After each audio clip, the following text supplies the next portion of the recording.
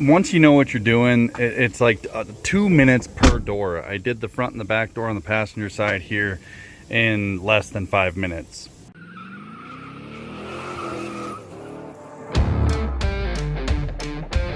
As far as I understand it, it's a problem on just about every Jeep JL. I don't know why they put this crappy net on a $50,000 or $60,000 rig, but we're going to replace on that with that guy there. But we didn't neglect the back either.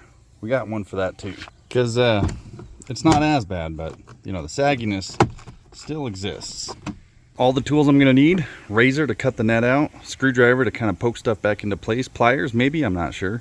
And then this is one of those little Torx bit handles there for the Jeep screws in the door panel. I'll show you that. And an Allen wrench. Step one here, I'm going to take the razor and I'm going to pull this out a little bit like that, and then I'm going to cut along the edge and cut all this net away from this elastic band here.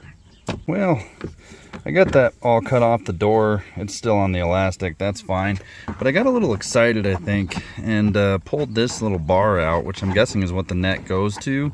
See if I can just push that back in. I don't think it's going to be important, hopefully. So this kind of pushes back in with the screwdriver and hopefully just stays in there on that end. And then with these guys, it popped out. Dang it. Let's deal with this one thing at a time. Oh. Well, that was easy. Same thing on this side, maybe? No? Let's go. Come on. Nope. Alright. There it is. Okay. Maybe I'll push those back in with the screwdriver, just pretend I did a cleaner job than I did. Oh yeah, look at that. Factory. That's working out real good. I ended up going the aggressive approach on that guy and just got rid of it. Bonus points. Now these come out easier. So, you know, I don't know if this is the way you should do it or not. Let's wait till the end of the video before you start going to see if it turns out the way that we think it should. Next step here at the bottom of the door, you got a screw here and a screw here. There's a little torque bits. So we'll use our included tool to take those out. And then I think this piece just slides. They got these little ears and they kind of slide in behind that.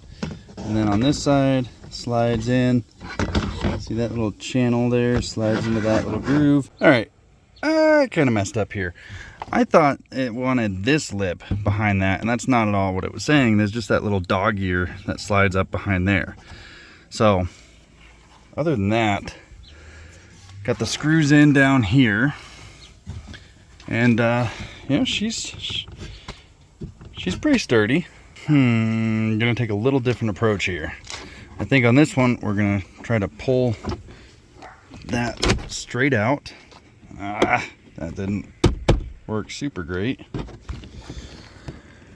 And then on this side, do the same thing. Yeah, there we go. Oh, look. These little metal bars came out again. So actually, well, there you have it, folks. I guess, I think that's easier than cutting it. And these back doors only have one screw. They're a little narrower. So we're going to take that factory screw out, pop our little dealio in, put it in, probably done. Oh yeah, super easy. Just kind of slides in there. I kind of mangled mine a little bit. You can be a little more careful with yours if you want. But that's it. And boom, drink holder. Let's check to see if it fits in the front. Boom. I don't know why the other YouTube channels didn't show that.